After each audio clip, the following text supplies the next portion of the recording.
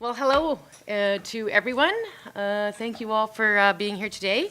I'm here today with a few very dedicated and very experienced Canadians who have come from all walks of life and who have all made an enormous contribution already to our country. Ms. Janet Ainsley, Mr. Jim Carter, Mr. Trevor Toome, Ms. Ginny Flood. We have Ms. Anne McClellan and Mr. Frank McKenna with us on the phone, I believe. We have, I believe, Peter Tzakian and joining us by video conference from Calgary. Peter Hogg was unable to make it, but thankfully we were able to have a good conversation with him yesterday. And we're also joined by the Minister of Economic Development and Trade, Darren Billis, Minister of Energy, Mark McQuaid, Boyd, and also by video conference is Minister of Environment and Parks, Shannon Phillips.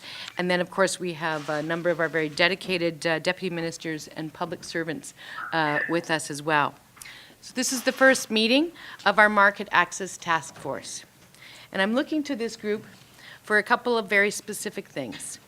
First, we've done a lot of work in advance of this meeting, and we are going to be going over that work today. I'm looking to this task force for their advice on that work, and I'm going to be looking to this task force as well to provide additional legal and strategic advice to make sure we can end the delays, end the games, and get the Trans Mountain Pipeline built. Secondly, I'm hoping that we can capitalize and use the deep connections that many in this group have with leaders across the country to, again, end the games and get the Trans Mountain Pipeline built. We've been clear. The BC government overstepped their authority. And let me remind you, a couple of weeks ago when BC launched their review, they said they would impose a regulation to limit bitumen transportation. That part of their plan, Point 5, as we call it, is fundamentally unconstitutional. The BC government has not backed away from that threat as we believe they must. No province has the right to approve what goes into a federally approved, federally regulated pipeline.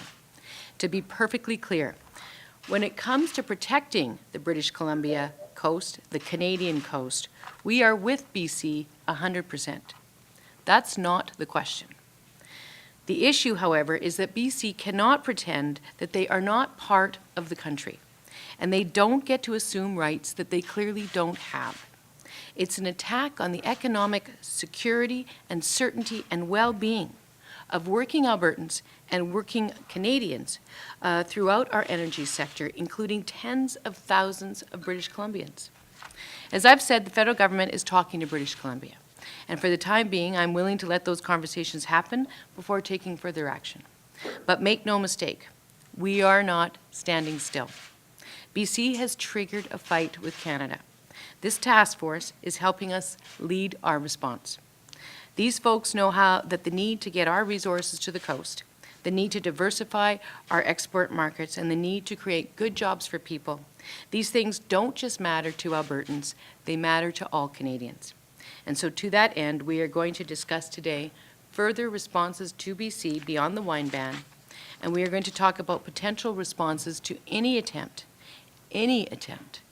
to frustrate progress on this important project.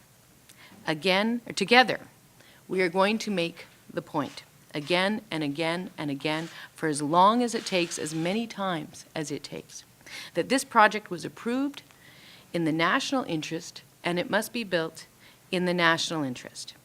We're not going to stand down until that happens. These folks on our task force have deep connections across the country. Industry, investors, academics, the legal community, all levels of government, all across the country. And so we're going to keep the pressure on. That includes any and all measures to ensure that all provinces respect their constitutional responsibilities. It includes any and all measures to make sure that we are defending working families across Alberta and across Canada. And any and all measures to ensure that the facts about this pipeline are known. The fact that the pipeline comes with the strongest climate leadership plan in Canada, one that means new pipelines don't increase emissions from our oil sands.